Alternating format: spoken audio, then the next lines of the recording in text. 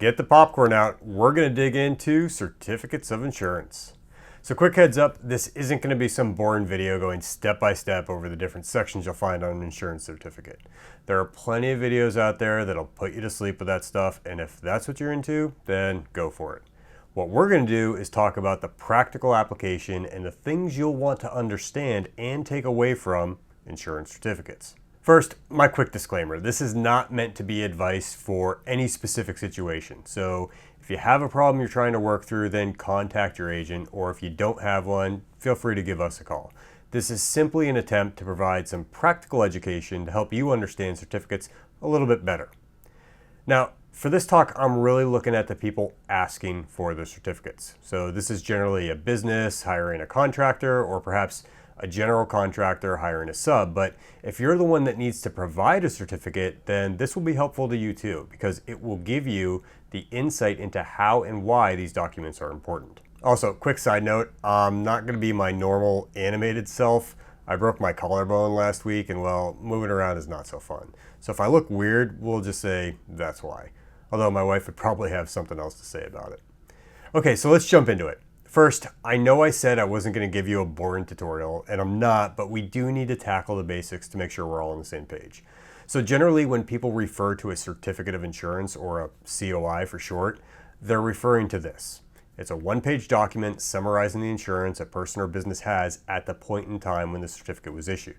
Certificates are generally issued by a broker or an agent or even the insurance company, and they list out all the various policies the insured has, the policy terms, and the limits they carry.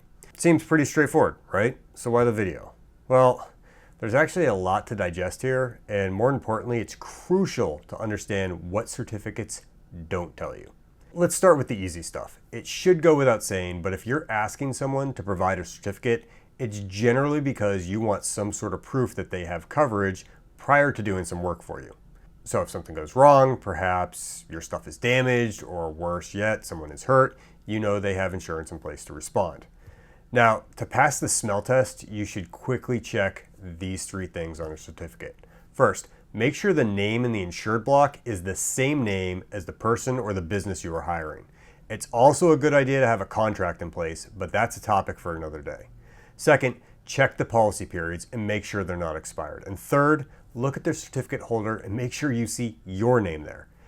Lastly, check the date in the top right-hand corner and make sure it's current. The reason I mention this is it's not uncommon for people to send out old certificates they might have lying around, but those certificates may not represent the current state of their insurance coverage. The right way to do it is to issue a new certificate each time one is requested. And if that was done, then you'll see these three items line up. But we're not out of the woods yet. Assuming those 3 points check out, then you'll want to look a little closer. Ideally, you'd actually go through this process with your insurance agent. We routinely review certificates with our clients because, as you guessed it, an insurance professional should know what to look for and why in the context of what's being done. That last piece is important, and we're going to see why in just a minute. So back to the certificate, they have insurance, great, but do they have the right insurance? That's a tougher question. First pro tip, not all insurance policies are created equal. Here's a quick question. Have you ever actually read through your insurance policy? I mean, really read through it. Many policies are well over 50 pages, and they're not typically the most exciting reads. But here's a quick exercise. Just take a look at the deck page of your liability policy. It will list out all the forms and endorsements included on that policy. Read through some of those titles, and you're gonna see some interesting words. Things like exclusion, designated, limited, and restricted. These forms contain the language that dictates what is actually covered and, perhaps more importantly, not covered by that policy. Now go back to the certificate. Do you see that information anywhere? Probably not. To be fair, some agents will include details in the description of operations field with important policy information like these exclusions, or better yet, they'll include the actual endorsements as attachments to the certificate. But in practice, that's not always the case, and unfortunately, it varies from agent to agent. Starting to see the problem? If I'm hiring a person to build a brick facade on a 50-foot tall building, but their policy has a height limitation of 35 feet, that's an issue. Again, if the whole point of requesting a certificate is to make sure there's coverage, well, failing to pay attention to the details doesn't do us any good. So where does that leave us? I'll say it again. If there's any question in your mind, get your insurance professional involved to help review it. Also, generally speaking, if a certificate is 2 or more pages, that could mean the issuing agent finds it important to provide policy details that you should be paying attention to. If there's nothing, well, they may just be lazy and you'll probably want to ask for those details anyway. Pro tip number 2, additional insured, waiver of subrogation, and primary and non-contributory. These 3 things are typically asked for together, but what are they and should you be asking for them? The short answer is probably yes. You'll notice these checkboxes on the certificate for additional insured and waiver of subrogation. These indicate if the policy in question will provide that status to you. But what are they?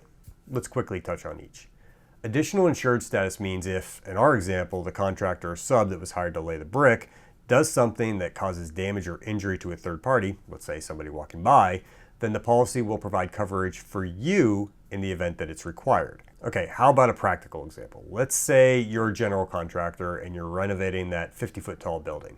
Now you hire a subcontractor to lay that brick facade, and that sub is up on a lift and drops a brick off and it hits someone walking by, and God forbid it breaks their neck.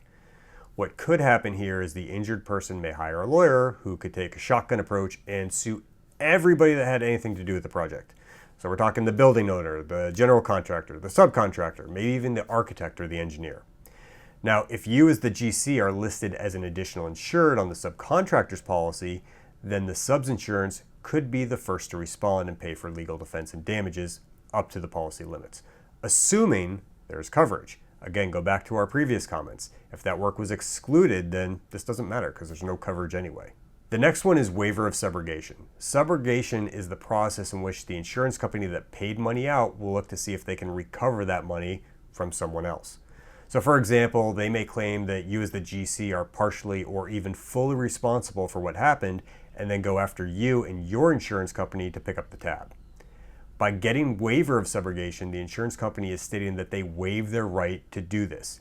It's essentially another layer of protection for you. The last one you'll often hear about is primary and non-contributory. This essentially states that the policy will respond as primary insurance, but if the loss exceeds the limit, then your policy may kick in. Essentially what these 3 endorsements together mean is if the person you hired causes damage or injury, then their insurance policy should respond at least up to the limits, and it provides a layer of protection for you. Now here's the kicker. Just because those boxes are checked on the certificate does not necessarily mean you're good to go. In most cases, this simply means the coverage is available, but for it to apply, you either need to be specifically named on the policy in question, or oftentimes the language in the policy says they will be provided when required by a written contract. I'll say it again, when required by a written contract. Remember my comment about having a contract? It's important to have a contract in place for this and many other reasons. I know this is a lot to remember, but going back to my earlier advice, when in doubt, work with your insurance professional. That's what we're here for. Sometimes I hear people say things like, well, I didn't want to bother you. No, bother me, please. I would much prefer to be involved on the front end rather than run cleanup on the back end. Trust me, an ounce of prevention is worth a pound of cure. And if your agent tells you they're too busy, well, get another agent. At the end of the day, there are 2 takeaways I want you to leave with. First, as I already mentioned, remember why you are requesting a certificate to begin with. It shouldn't simply be to check a box. It's a step you are taking to make sure you and your business are protected, so pay attention to it.